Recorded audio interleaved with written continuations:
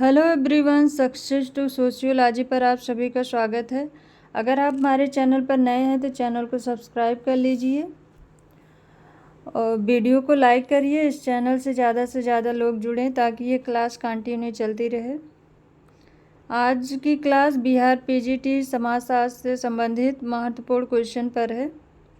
चलिए क्लास को शुरू करते हैं। पहला क्वेश्चन है, निम्नलिखित में से किसने प्रतिकारी विधियों और क्षतिपूरक विधियों में विभेद किया है? ऑप्शन में है Karl Marx, Michel Foucault, Kingsley Davis, Emile Durkheim.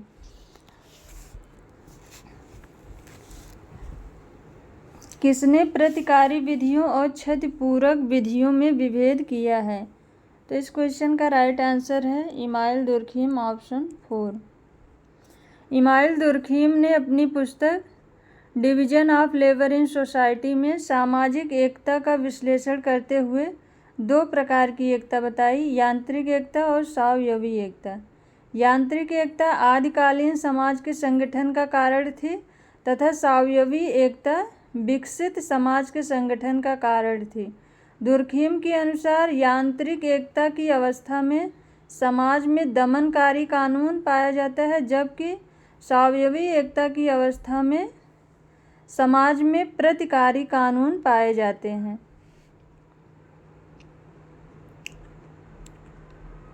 Next question है, निम्नलिखित में से किसने इस पर बल दिया कि द्वंद्व समाज के संरक्षण में सकारात्मक भूमिका निभाता है? ऑप्शन में Max Weber, Lewis Coser, Karl Marx, Anthony Giddens. द्वंद्व समाज के संरक्षण में सकारात्मक भूमिका निभाता है, ये कहा है लुईस कोजर ने, ऑप्शन सेकंड। कोजर ने सामाजिक संघर्ष के प्रकार्यात्मक पहलुओं पर प्रकाश डालते हुए बताया है कि संघर्ष आवश्यक रूप से दुष्प्रकार्यात्मक कभी नहीं है, बल्कि समूह के निर्माण तथा स्थायित्व के लिए कुछ मात्रा में संघर्ष का होना आवश्यक तत्व है। अतः संघर्ष सदा विघटनकारी न होकर संगठनात्मक भी होता है, ये लुईस कोजर ने कहा है। नेक्स्ट क्वेश्चन है, निम्नलिखित में से किस एक प्रख्यात समाजशास्त्री ने एक खास समाज के अध्ययन के आधार पर यह प्रयुक्त की कि द्वितीय विश्व युद्ध के उत्तर काल में मूल परिवार का समाज की बद्ध उपव्यवस्था के रूप में वियोजन, पृथकीकरण और विशेषीकरण होगा? निम्नलिखित में से किस एक प्रख्यात समाजशास्त्री ने एक खास समाज के अध्ययन के आधार पर यह प्रयुक्त की कि द्वितीय विश्व युद्ध के उत्तर काल में मूल परिवार का समाज की बद्ध उपव्यवस्था के रूप में वियोजन, पृथकीकरण और विशेषीकरण होगा? ऑप्शन में है मर्डॉक, पार्सन्स, गुडे, आर.डी. लैंग। तो इस क्वेश्चन का राइट आंसर है ऑप्शन सेकंड, पार्सन्स। टालकट पार्सन्स ने औद्योगिकरण एवं परिवार के संबंध में यह बताया है कि औद्योगिकरण ने मूल परिवार के विकास में तथा नव स्थानीय परिवार के विकास में योगदान दिया है। मूल परिवार का विघटन तथा विशेषीकरण होता जा रहा है। नेक्स्ट क्वेश्चन है, किसने यह दिखलाया कि कीमत युद्ध के माध्यम से वस्तुओं और पदार्थों के विनिमय के लिए बाजार स्थिति में व्यक्तियों का आर्थिक व्यवहार समाज में वर्गों को पृथक्कृत करने में सहायक होता है? ऑप्शन में है Max Weber, Karl Marx, Veblen, Smelser. कीमत युद्ध के माध्यम से वस्तुओं और पदार्थों के विनिमय के लिए बाजार स्थिति में व्यक्तियों का आर्थिक व्यवहार समाज में वर्गों को पृथक्कृत करने में सहायक होता है। इस क्वेश्चन का राइट आंसर है option first, max weber. Max weber के अनुसार वर्ग का निर्धारण न केवल उत्पादन के साधनों या संपत्ति पर नियंत्रण के आधार पर होता है, बल्कि कोई व्यक्ति किस वर्ग में श्रेणीबद्ध होगा यह इस बात पर भी निर्भर करता है कि खुले बाजार में उसकी योग्यता या सेवा की कीमत क्या है। वेबर के अनुसार संपत्ति के अलावा शक्ति और सम्मान के आधार पर भी समाज में स्तरण का निर्धारण होता है। नेक्स्ट क्वेश्चन है, वंशानुक्रम शब्द के संप्रत्ययीकरण में एक बड़ी समस्या का समाधान करते हुए निम्नलिखित में से एक विद्वान ने वंशानुक्रम को वंशागत से पृथक कर वंशानुक्रम शब्द को केवल किसी समूह की सदस्यता तक ही परिसीमित किया है। ऑप्शन में है A.I. Richards, W.H.R. Reverse, M. Force, J.A. Barnes.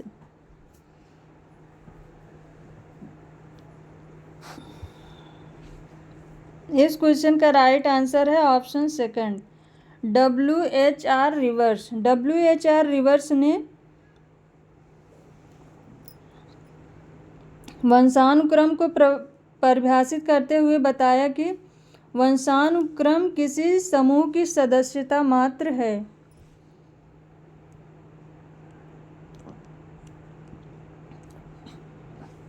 Next question है, मुद्रण सर्वप्रथम चीन में 6ठी शताब्दी में विकसित हुआ और धीरे धीरे शेष विश्व में फैल गया। यह उदाहरण है सांस्कृतिक प्रसार का, प्रौद्योगिकी क्रांति का, सांस्कृतिक प्राधान्य का, विश्वव्यापीकरण का। इस क्वेश्चन का राइट आंसर है ऑप्शन फर्स्ट, सांस्कृतिक प्रसार का। मुद्रण सर्वप्रथम चीन में 6ठी शताब्दी में विकसित हुआ और धीरे धीरे शेष विश्व में फैल गया। ये सांस्कृतिक प्रसार है। प्रवास अथवा पारस्परिक लेन देन की प्रक्रिया द्वारा सांस्कृतिक तत्वों का एक क्षेत्र से दूसरे क्षेत्र अथवा एक ही क्षेत्र से एक समूह से दूसरे समूह में फैलने की प्रक्रिया संस्कृति प्रसार कहलाती है। नेक्स्ट क्वेश्चन है, किसी समूह द्वारा प्रथागत सामान्य आभ्यासिक तरीकों से कार्य करना क्या कहलाता है? लोकरीति मोर्स, लोकाचार फोकवेश, अभ्यास, सांस्कृतिक विकल्प। किसी समूह द्वारा प्रथागत सामान्य आभ्यासिक तरीकों से कार्य करना क्या कहलाता है? इसका राइट आंसर है ऑप्शन सेकंड, लोकाचार। समनर ने अपनी पुस्तक फोकवेज में बताया है कि लोकाचार का तात्पर्य उन अपेक्षित एवं संचित तरीकों से है जो एक विशेष परिस्थिति में सामाजिक क्रियाओं की आवश्यकता को पूरा करने के फलस्वरूप उत्पन्न होते हैं। लोकाचार का निर्माण व्यवहारों की आवृत्ति पुनरावृत्ति से होता है। व्यक्तिगत आदतें जब समूह द्वारा अपनाई जाती हैं ये इन्हें प्रथा कहते हैं। यह व्यक्तियों द्वारा अचेतन रूप से अपनाई जाती है। नेक्स्ट क्वेश्चन है, औद्योगिक समाज में अर्जित स्थिति के संभव होने का निम्नलिखित में से कौन सा एक कारण है? ऑप्शन में है परसंस्कृति ग्रहण, सामाजिक गतिशीलता, भूमिका द्वंद्व, प्रवसन। औद्योगिक समाज में अर्जित परिस्थिति के संभव होने का कारण ऑप्शन सेकंड, सामाजिक गतिशीलता है। नेक्स्ट क्वेश्चन है, इरविंग गॉफमैन के अनुसार शरण स्थल किसका उदाहरण है? ऑप्शन में सामाजिक व्यवस्था का, अस्पताल का, पूर्ण संस्थान का, परंपरागत व्यवहार का। इसका राइट आंसर है ऑप्शन थर्ड, पूर्ण संस्थान का। गॉफमैन ने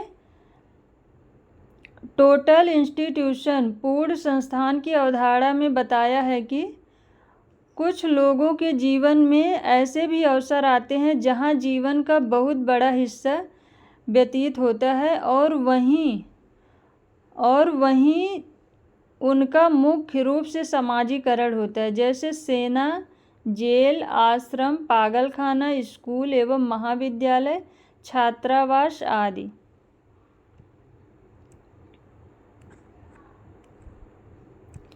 नेक्स्ट क्वेश्चन है, निम्नलिखित में से कौन सी एक उत्तर प्रौद्योगिकी समाज की विशेषता है? ऑप्शन में है वस्तु उत्पादन एवं निर्माण की आर्थिक गतिविधियों में वृद्धि करना, व्यावसायिक एवं तकनीकी सेवाओं का आर्थिक गतिविधियों के रूप में व्यक्त करना, प्रविधि तंत्रियों एवं वृत्तिकों की राजनीतिक शक्तियों का छीड़ होना, तकनीकी अधिकारी तंत्र का छीड़ होना। इस क्वेश्चन का राइट आंसर है उत्तर औद्योगिकी समाज की विशेषता पूछा है। इसका राइट आंसर है ऑप्शन सेकंड, व्यावसायिक एवं तकनीकी सेवाओं का आर्थिक गतिविधियों के रूप में वृद्धि करना। नेक्स्ट क्वेश्चन है, डेनियल बेल की उत्तर औद्योगिक समाज के विचार के बारे में निम्नलिखित में से कौन सा एक सही नहीं है? ऑप्शन में है वैश्लेषिक संकल्पना, सामाजिक स्तरीकरण की नई धुरियों को पहचानने की रूपावली, विशिष्ट मूर्त समाज का चित्र, सामाजिक संरचना में नई विधाओं का विनिर्देशन।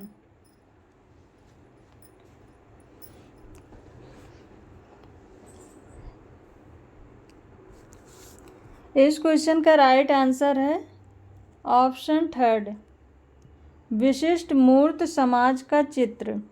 डेनियल बेल ने 1973 में अपनी पुस्तक the coming of post industrial society में उत्तर औद्योगिक समाज की व्यवस्था करते हुए बताया है कि यह ऐसा समाज होगा जहां केंद्रीय महत्व के रूप में संपत्ति धन संपदा का स्थान ज्ञान ले लेगा।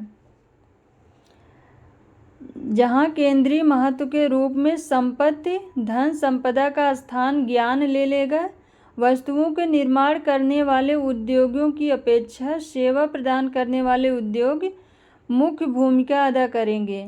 हमारी जीवन शैली में उत्पादन व्यवस्था का मुख्य आधार सूचना और ज्ञान ले लेगा। इस नई व्यवस्था में श्रमिक वर्गों का स्थान सफ़ेद पोश कार्मिक वर्ग ले लेंगे। उद्योगपतियों एवं उद्यमियों का स्थान नए सामाजिक समूह ले लेंगे। ये डेनियल बेल ने अपनी पुस्तक the coming of post industrial society 1973 में उत्तर औद्योगिक समाज की व्यवस्था के बारे में कहा है। तो इसका राइट आंसर था विशिष्ट मूर्त समाज का चित्र, ऑप्शन थर्ड। यहाँ पूछा है डेनियल बेल की उत्तर औद्योगिक समाज के बाद कौन सा सही नहीं है? यहाँ पर पूछा है सही नहीं है। इसका राइट आंसर है ऑप्शन थर्ड। नेक्स्ट क्वेश्चन है, विद्वानों की कौन सी विचार पद्धति का यह विश्वास था कि सार्वजनिक क्षेत्र राजनैतिक समाजीकरण की एक महत्वपूर्ण रंगस्थली है?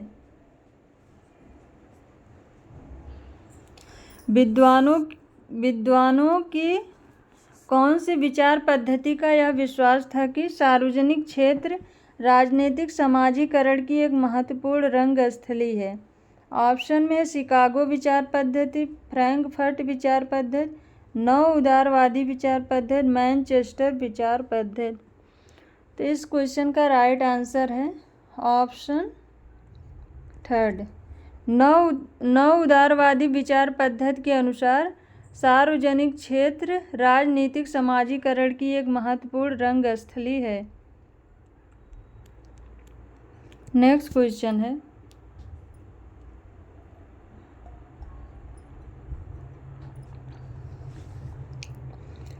किसने भारत में सामाजिक स्तरीकरण पर औद्योगिकरण के प्रभाव का परीक्षण करने के उपरांत यह अभियुक्त दी कि जाति हिंदू जीवन का सब कुछ है? जाति हिंदू जीवन का सब कुछ है। ऑप्शन में M N. Srinivas, Max Weber, Lipset एवं बेंडिक्स, मेयर एवं बकल।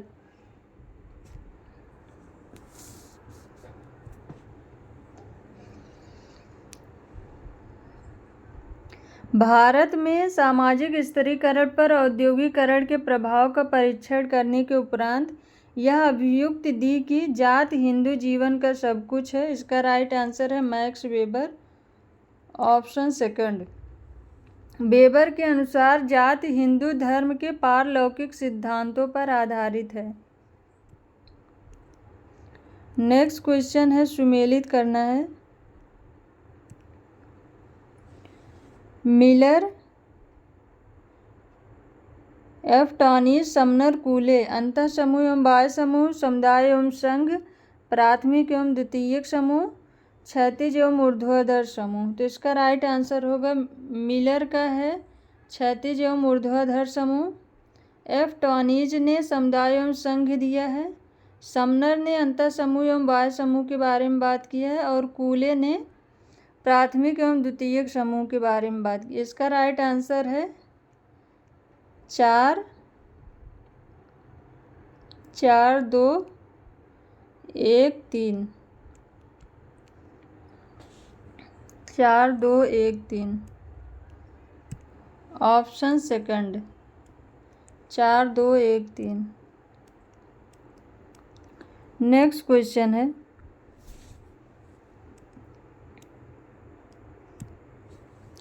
ऐसी स्थिति को जहां लोगों का कोई समूह समाज के प्रचलित मूल्यों और मानकों को अस्वीकार कर अलग तरीके से रहना शुरू कर दे, क्या कहा जाए? ऐसी स्थिति को जहां लोगों का कोई समूह समाज के प्रचलित मूल्यों और मानकों को अस्वीकार कर अलग तरीके से रहना शुरू कर दे, क्या कहा जाएगा? ऑप्शन में है क्रांति, बी सामान्य समूह, प्रति संस्कृति, पर संस्कृति ग्रहण।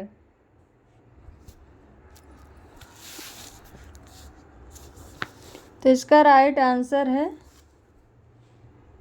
ऑप्शन थर्ड, प्रति संस्कृति।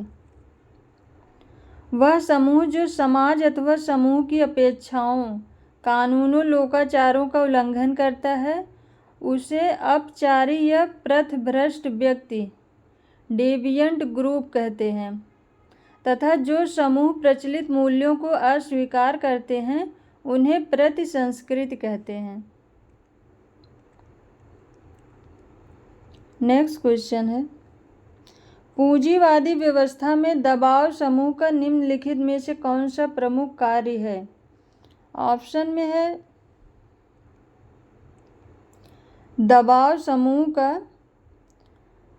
समूह का कौन सा मुख्य कार्य है? ऑप्शन में मजदूरी के लिए सौदा करना, बेहतर कार्य दशाओं की मांग करना, बेहतर नियोक्ता कर्मचारी संबंधों की मांग करना।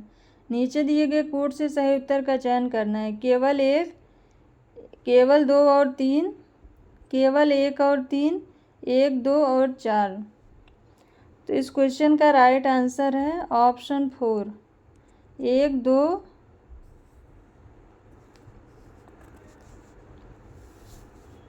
1, 2 और यहाँ 3 होना चाहिए था।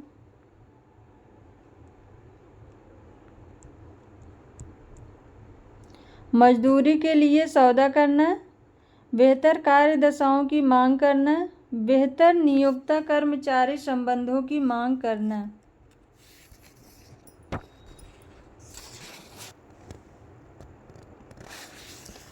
तो इसका राइट आंसर है ऑप्शन 4, ये तीनों हो जाएंगे। मजदूरी के लिए सौदा करना, बेहतर कार्य दशाओं की मांग करना, बेहतर नियोक्ता कर्मचारी संबंधों की मांग करना, ये पूंजीवादी व्यवस्था में दबाव समूह का प्रमुख कार्य है। नेक्स्ट क्वेश्चन है, मानक एवं मूल्य से संबद्ध निम्नलिखित कथनों पर विचार कीजिए। यहाँ 3 ऑप्शन दिए गए। मानक सकारात्मक एवं नकारात्मक अनुशास्तियों से परिवर्तित होते हैं। मानक विशिष्ट स्थितियों में स्वीकार्य व्यवहार को निरूपित करते हैं। मानक विधियों में परिणत होकर औपचारिकृत नहीं होते। उपर्युक्त कथन से सही उत्तर का चयन करना है।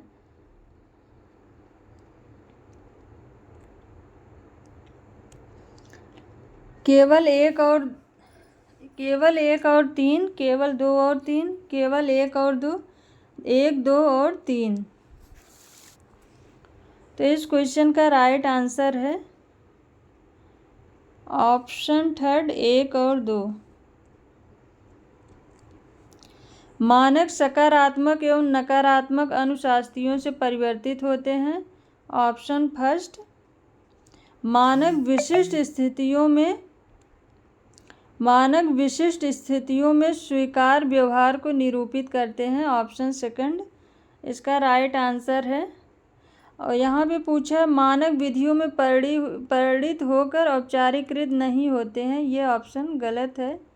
इसका राइट आंसर है 1 और 2, ऑप्शन थर्ड।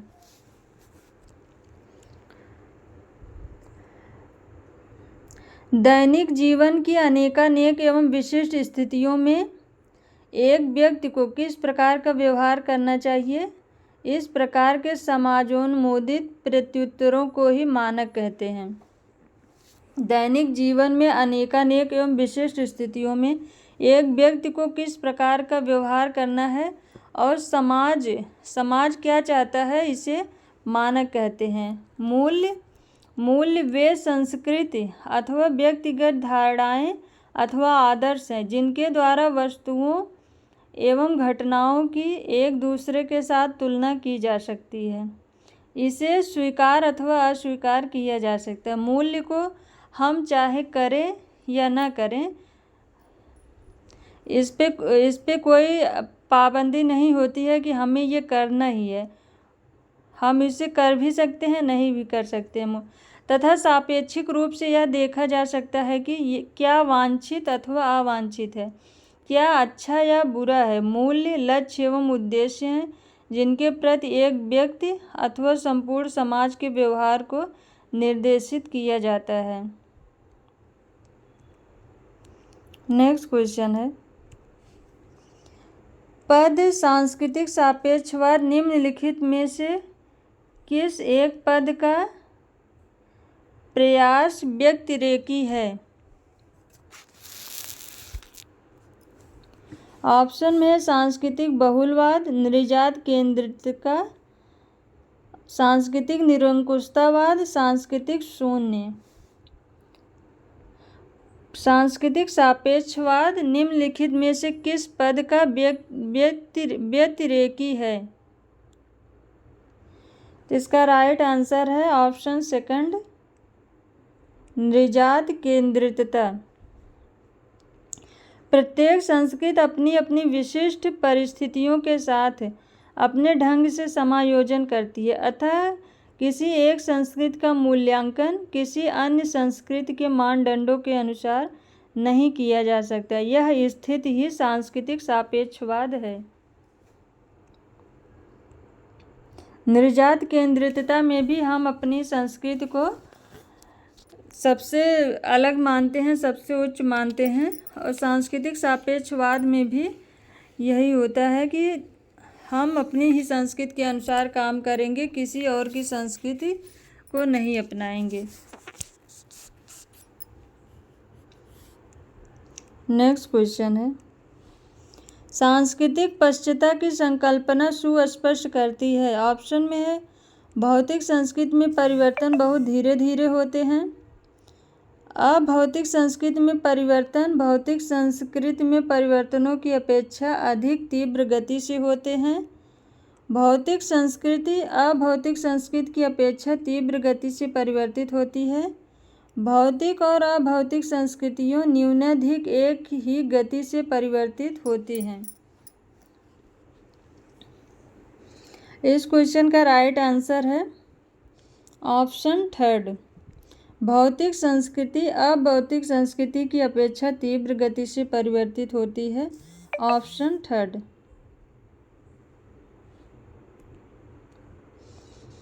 उन्नीस 1922 में प्रकाशित सोशल चेंज पुस्तक में अकबर ने सांस्कृतिक पिछड़ापन की अवधारणा दी है। उनके अनुसार सांस्कृतिक के भौतिक पक्ष में अभौतिक पक्ष अर्थात मूल्यों, विश्वासों, आदतों, परंपराओं आदि की अपेक्षा तीव्र गति से परिवर्तन होता है, जिससे परिवर्तन की दौड़ में संस्कृत का अभौतिक पक्ष भौतिक पक्ष से पिछड़ जाता है।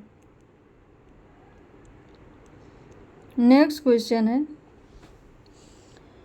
सुमेलित करना है। शुद्धता एवं प्रदूषण सुरजीत सिन्हा, प्रबल जात लुईस ड्यूमा, जनजाति जात कृषक सातत्यक मैकी मैरियट, जाति का गुणारोपात्मक एवं अन्योन्य क्रियात्मक विश्लेषण M.N.. Srinivas.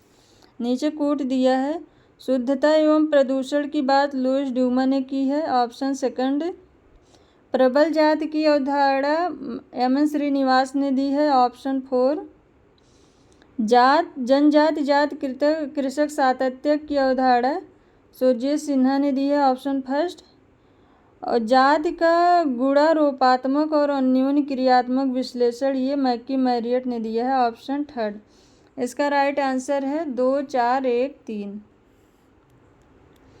2, 4, 1, 3 option 2, 4, 1, 3 option 4। Next question है, किंग्सले डेविस और डब्ल्यू मूर के अनुसार सामाजिक स्तरीकरण से क्या आशय है।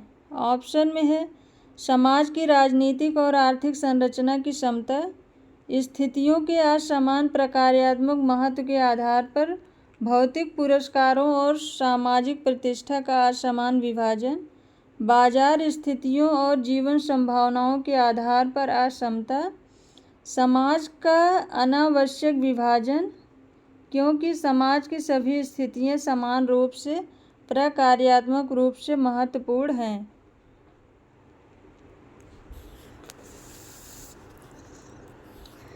किंग्सले डेविस और डब्ल्यू मूर के अनुसार सामाजिक स्तरीकरण से क्या आशय है।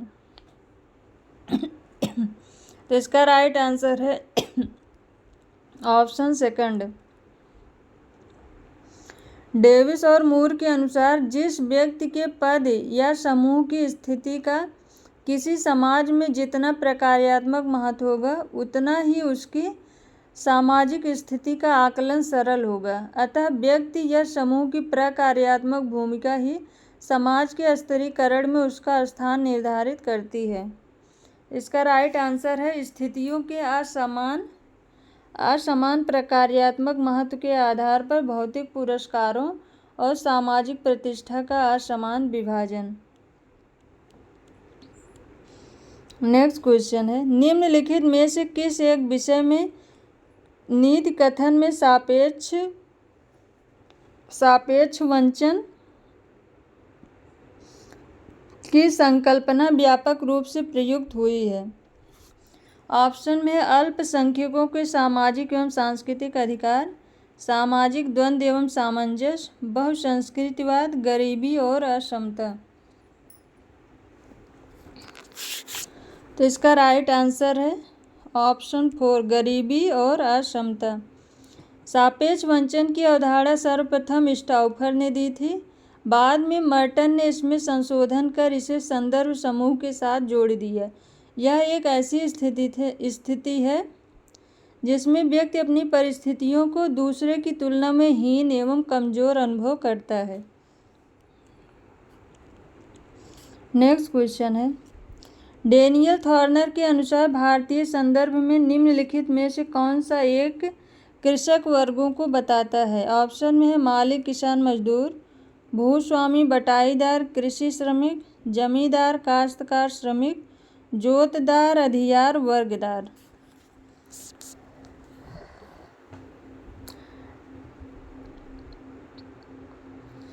डेनियल थॉर्नर ने अग्रेरियन स्ट्रक्चर में कृषि सामाजिक संरचना के 3 वर्ग बताए हैं।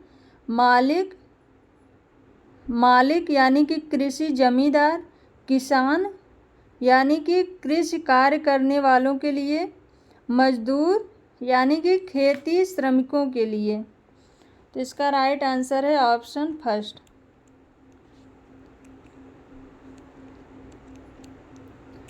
नेक्स्ट क्वेश्चन है, उन सिद्धांतवादियों को क्या कहते हैं जो पूंजीवादी राज्य की सापेक्ष स्वायत्तता में विश्वास करते हैं। ऑप्शन में है कारणवादी, संरचनात्मक नवमार्क्सवादी, बहुलवादी, संभ्रांत वर्गवादी। उन सिद्धांतवादियों को क्या कहते हैं जो पूंजीवादी राज्य की सापेक्ष स्वायत्तता में विश्वास करते हैं? तो इसका राइट आंसर है ऑप्शन 4, संभ्रांत वर्गवादी। जो पूंजीवादी राज्य की सापेक्ष स्वायत्तता में विश्वास करते हैं उन्हें संभ्रांत वर्गवादी कहते हैं। नेक्स्ट क्वेश्चन है, दबाव समूह के बारे में निम्नलिखित में से कौन सा सही नहीं है? यहाँ पूछा है सही नहीं है। ऑप्शन में है वे राजनैतिक समूह होते हैं, वे विशेष हितों को संवर्धित करते हैं, वे चुनाव लड़ते हैं, वे राजनीतिक सत्ता के वितरण और उपयोग को प्रभावित करते हैं। नीचे दिए गए कूट का प्रयोग कर सही उत्तर का चयन करना है। कूट में है 2 और 3, केवल 1, केवल 3, 3 और 4। तो इस क्वेश्चन का राइट आंसर है दबाव समूह के बारे में कौन सा सही नहीं है? वे राजनैतिक समूह होते हैं, ये सही है, ये सही है। वे विशेष हितों को संवर्धित करते हैं, ये भी सही है। वे राजनीतिक सत्ता के वितरण और उपयोग को प्रभावित करते हैं, ये भी सही है। वे चुनाव लड़ते हैं, ये ऑप्शन गलत है। तो इसका राइट आंसर है ऑप्शन 3, केवल 3। नेक्स्ट क्वेश्चन है, किसी राजनीतिक व्यवस्था के कार्य करने में दबाव समूहों का हस्तक्षेप न्यूनतम होता है? पूंजीवादी, समाजवादी, उदारवादी, अल्पतंत्री। किसी राजनीतिक व्यवस्था में कार्य करने में दबाव समूहों का हस्तक्षेप न्यूनतम होता है। इसका राइट आंसर यहाँ पूछा है न्यूनतम होता है, हस्तक्षेप न्यूनतम होता है। तो इसका राइट आंसर है ऑप्शन 4, ऑप्शन 4, अल्पतंत्री। नेक्स्ट क्वेश्चन है, जिस सामाजिक समूह में व्यक्ति जन्म लेता है उसे निम्नलिखित में से किस एक रूप में निर्दिष्ट किया जाता है? ऑप्शन में समाजीकरण का परिवार, प्रजनन का परिवार, पुनर्सृजन का परिवार, अभिविन्यास का परिवार।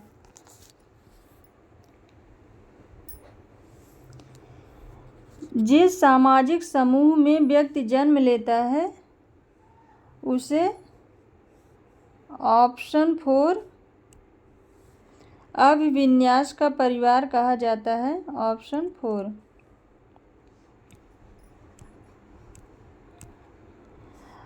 अभिविन्यास का परिवार जिस परिवार में व्यक्ति का जन्म एवं शिक्षा दीक्षा होती है उसे जनक परिवार कहते हैं। सामान्यतः व्यक्ति के संस्कारों का बीजारोपण इसी परिवार में होता है। समाजीकरण का परिवार जिस परिवार में व्यक्ति का समाजीकरण होता है उसे समाजीकरण परिवार कहा जाता है। समाजीकरण में समाज के मानदंडों और मूल्यों को संपादित करना सीखते हैं। इस परिवार में परिवार, समुदाय, विद्यालय आदि की विशेष भूमिका होती है। जीवशास्त्री मानव समाजीकरण द्वारा ही सामाजिक मानव बनता है। प्रजनन का परिवार इसमें विवाह के उपरांत व्यक्ति जिस परिवार को स्वयं जन्म देता है तथा जिससे संतानोत्पत्ति करता है वह प्रजनन परिवार कहलाता है। और पुनर्सृजन का परिवार जब विघटन के पश्चात परिवार पुनः एक साथ रहने लगता है तो पुनर्सृजन का परिवार कहते हैं। नेक्स्ट क्वेश्चन है, सुमेलित कीजिए।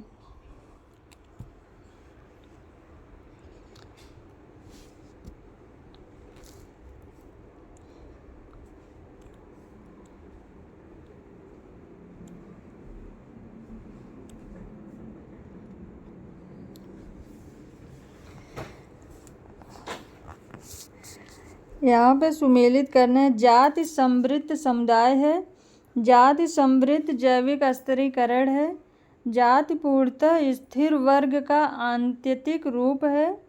जात स्तरीकरण की नहीं वरन सोपानिक की अभिव्यक्ति है। इसका राइट आंसर है जाति समृद्ध समुदाय है। इसका होगा मैक्स वेबर।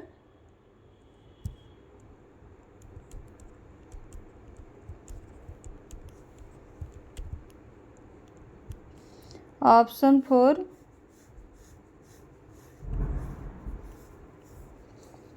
जाति समृद्ध जैविक स्तरीकरण है। इसका है ऑप्शन 3 एफजी बेली। जाति पूर्णतः स्थिर वर्ग का आत्यंतिक रूप है। इसका है सी मिर्डल। ऑप्शन 2। जात स्तरीकरण की नहीं वरन सोपानिक की अभिव्यक्ति है। तो इसका है लुइस ड्यूमा। Option 1 Dumas. तो इसका राइट आंसर है 4 3 2 1 ऑप्शन 1।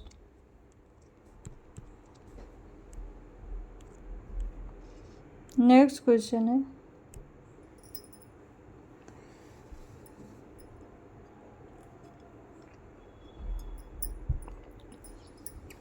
भारत में पारंपरिक ग्रामीण जीवन के एक महत्वपूर्ण पहलू जजमानी प्रथा द्वारा ग्राम में जातियों और परिवारों में निम्नलिखित में से कौन कौन सी विशेषताएं शामिल थी। ऑप्शन में है अन्योन्य आश्रय एवं अन्योन्यता, सहकारिता एवं द्वंद्व, प्रभाविता एवं शोषण।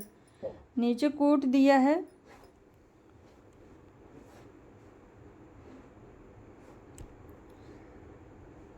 केवल 1 और 2, केवल 1 और 3, केवल 2 और 3, केवल 1 2 और 3।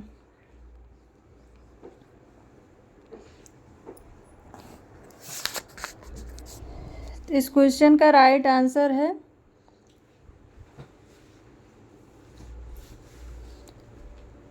ऑप्शन 2 1 और 3।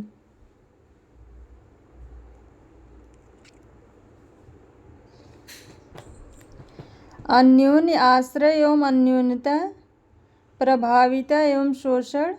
ऑप्शन 2 1 और 3।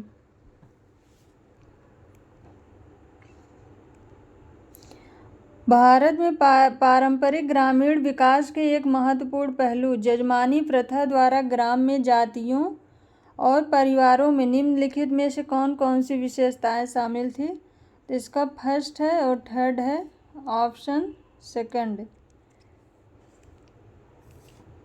नेक्स्ट क्वेश्चन और आज का लास्ट क्वेश्चन है। अगर आप सबको ये क्लास पसंद आई है तो वीडियो को लाइक कर दीजिएगा, चैनल को सब्सक्राइब करिए और ज़्यादा से ज़्यादा लोगों तक इस चैनल को शेयर कर दीजिएगा। जाति व्यवस्था में परिस्थिति और सत्ता की प्रकृति के बारे में लुइस ड्यूमा का क्या मत है। परिस्थिति सत्ता से अप्रधान है, सत्ता परिस्थिति से अप्रधान है, परिस्थिति प्रतिष्ठा से अप्रधान है, सत्ता प्रतिष्ठा से अप्रधान है। तो इस क्वेश्चन का राइट आंसर है ऑप्शन 2। लुइस ड्यूमा के अनुसार सत्ता की प्रकृति सत्ता परिस्थिति से अप्रधान है। ऑप्शन 2।